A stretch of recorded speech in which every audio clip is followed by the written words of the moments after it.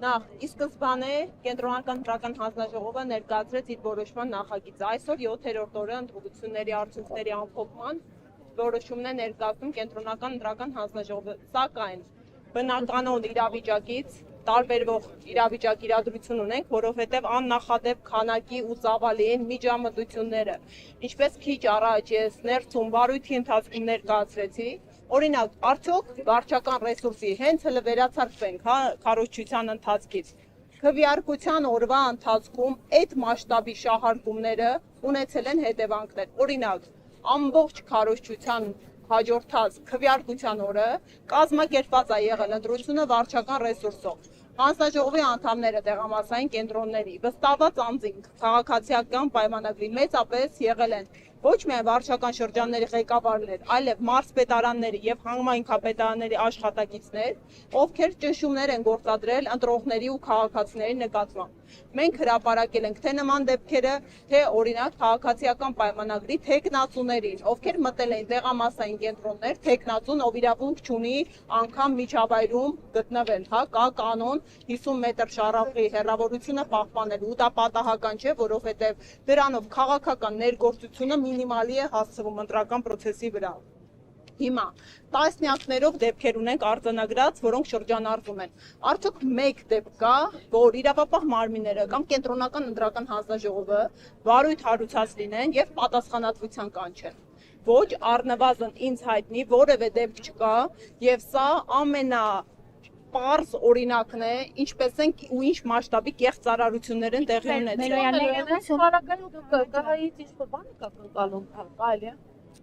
Տիկին Մելոյան, տեսեք, իշխանությունը իր հերթին մեղադրում է, թե դուք ընտրակաշառքներով եք անցել ու ասում է նման ուժերը իրավունք չունեն խորհրդարանում։ Ես այսօր հայտարարություն տարածեցի, դա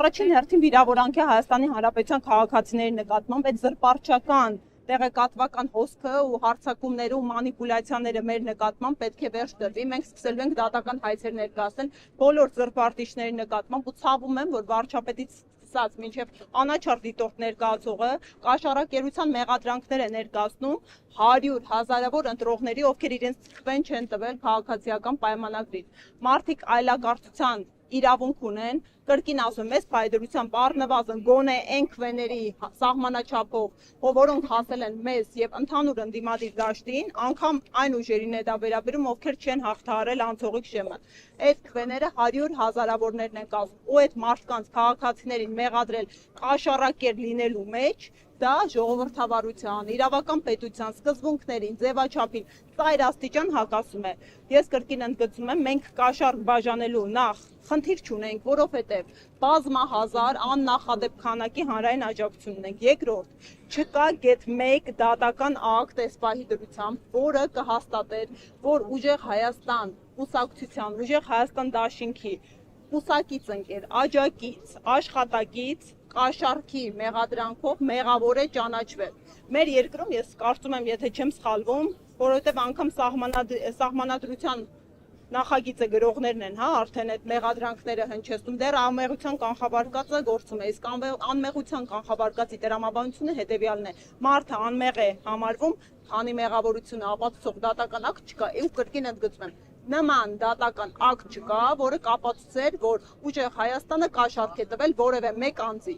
Մենք դրա կարիքը չենք ունեցել, հարգելիներս, ասեմ ավելին, այստեղ հակատրամաբանական է, ստացվում է իրենք իշխանություն էին, ողջ իրավապահ ռեսուրսը իրենց ձեռքում է, ու մենք կարողանում ենք կաշառք բաժանել։ Բնականաբար պատասխանը ոչն է, այն էլ բոլորը տեսել եք, այն ճնշումների ծավալը, քանակը, որոնք բանեցվում են մեր քաղաքական ուժի նկատմամբ։ Ու ի վերջո իրենց իսկ հրապարակած արձանագրություններով անճշտությունների քանակը էական է։ Մենք տեսնում ենք, առավոտվանից քվեարկության օրը բազմահազար զանգեր են եղել քաղաքացիների կողմից։ Առաջի խումբ տեսակը, որ կտրոնները սարքերով տրամադրված թվային առումով չեն համապատասխանում արձանագրության մատյանների։ Երկրորդ, մարդիկ տարակուսած զանգում են, որովհետև հարյուրավոր քաղաքացիների տեղամասերը փոփոխվել էին, մարդը գնում է իր տարիներով սովորած ընտրատեղամաս քվեարկության, պարզվում է, որ այլևս այդ ընտրատեղամասում հաշվառված չէ։ Երրորդ խումբ,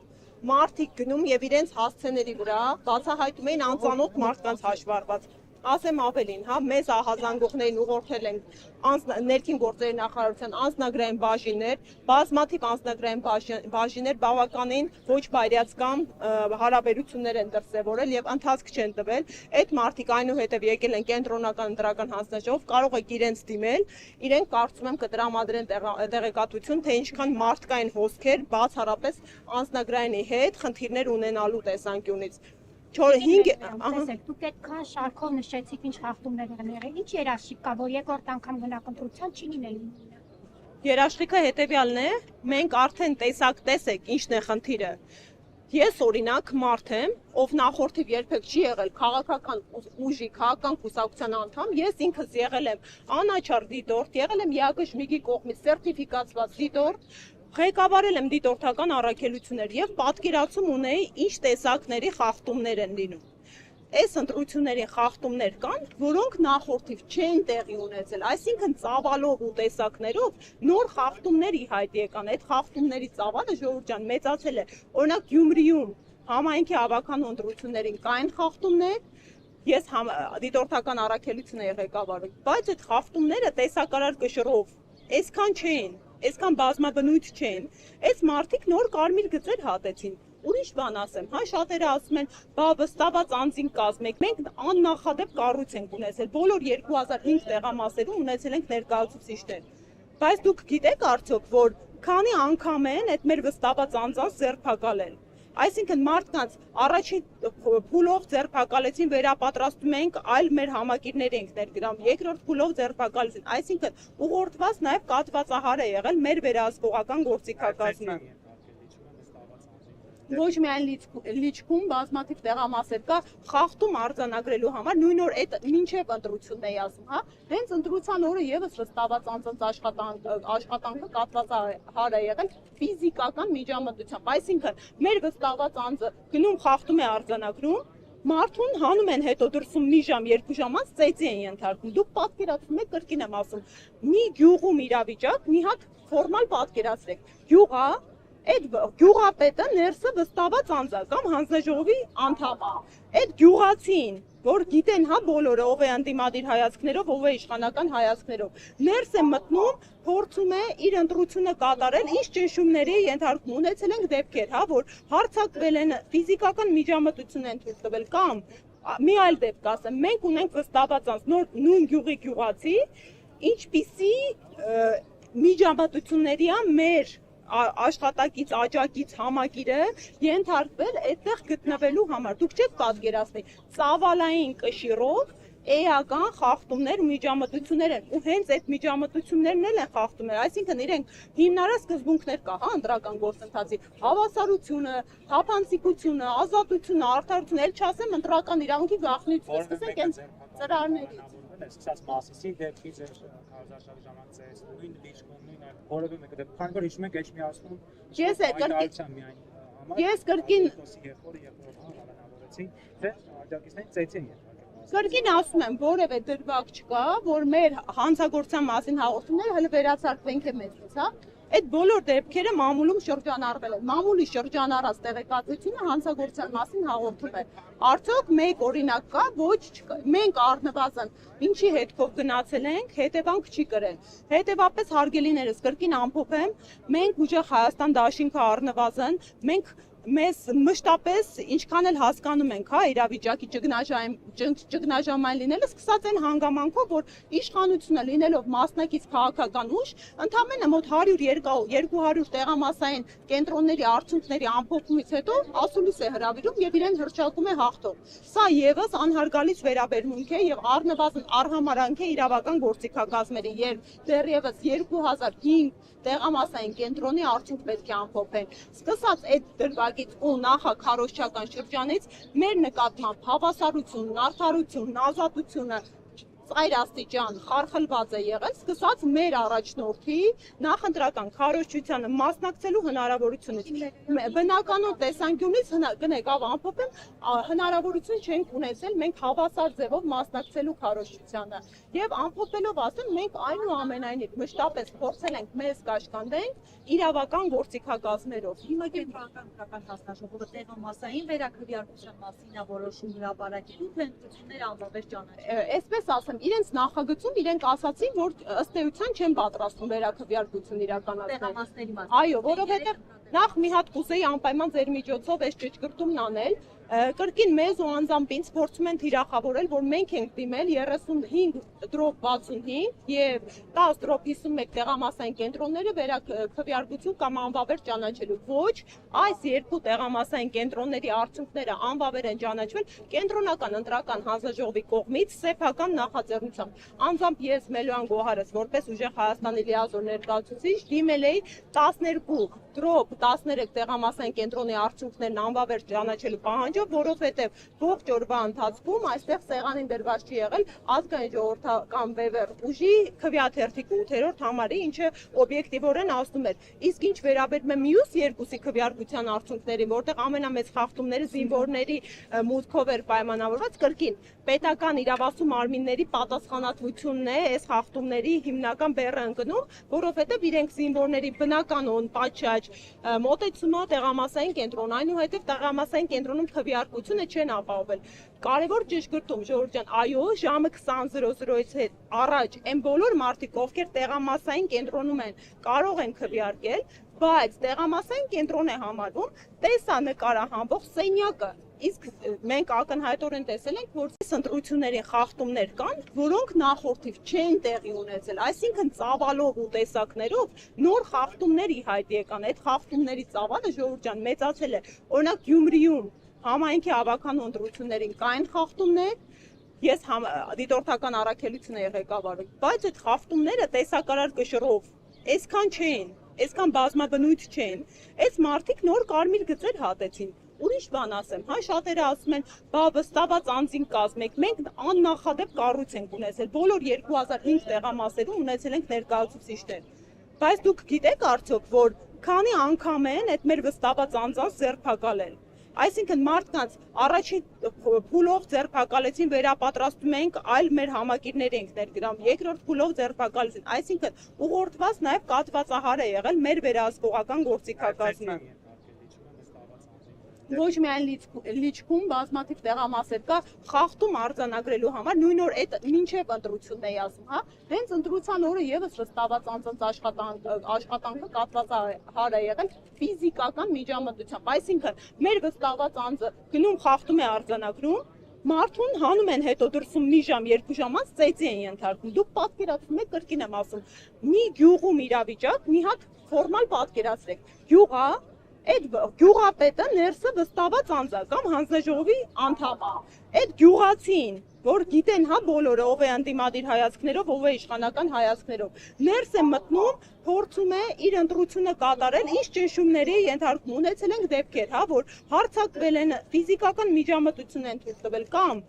մի այլ դեպք ասեմ, մենք ունենք վստահված անձ, նույն գյուղի գյուղացի, ինչպիսի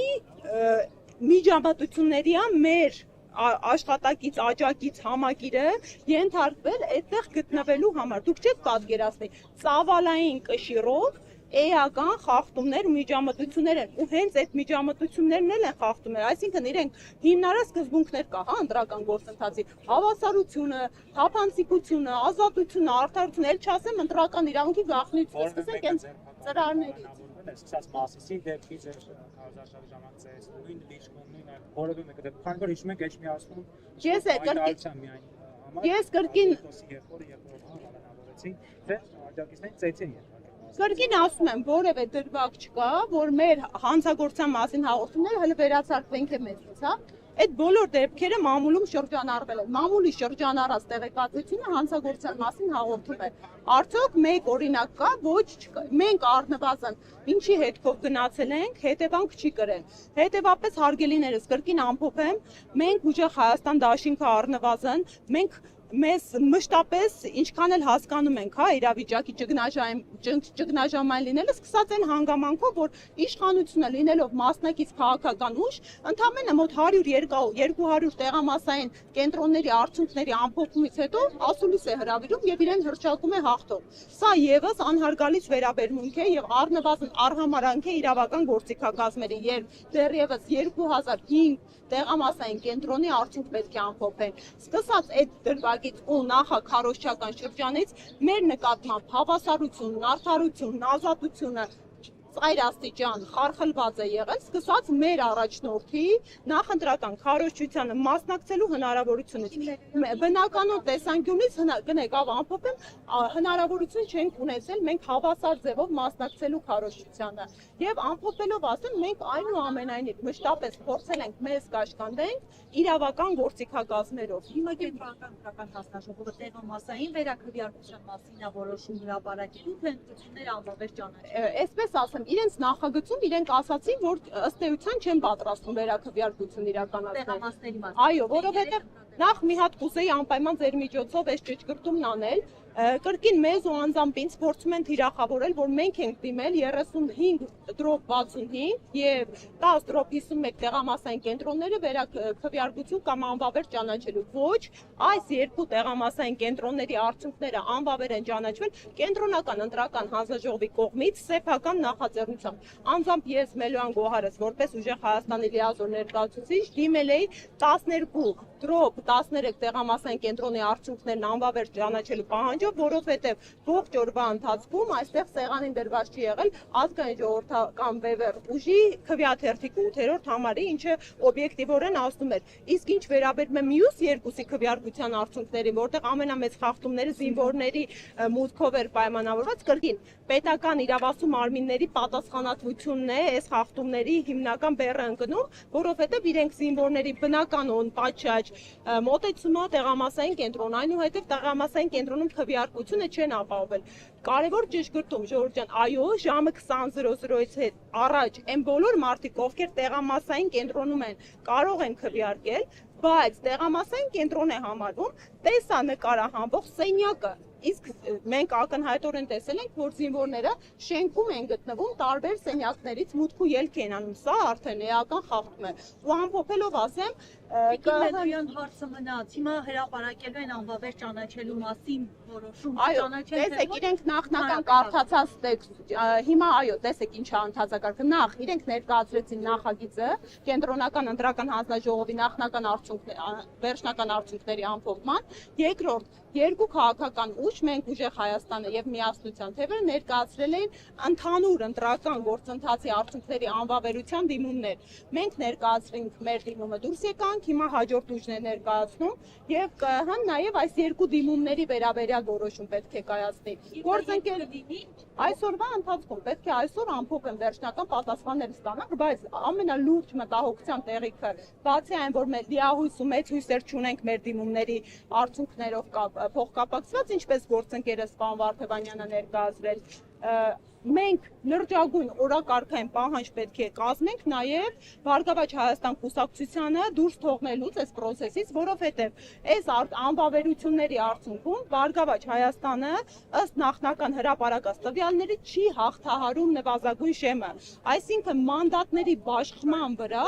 այս անվավերության արդյունքները էական ազդեցություն է ունենում, իսկ երբ էական ազդեցություն է ունենում process-ի վրա ըստ ընտրական օրենսգիր սահմանադրական օրենքի ԿՀ-ն պարտավոր էր վերաքվեարկությունները ապահովել։ Եթե վերաքվեարկություն չլինի, ԿՊՆ սահմանադրական մեծամասնություն է ստանում Բարգավաճ։ Քանի որ բոլորի թվերը փոփոխված ու տոկոսները փոփոխված է, մի հատ պետք է նորից վերահաշվարկ իրականացնենք, որ ճշգրիտ պատասխան տամ։ Շնորհակալ եմ շատ։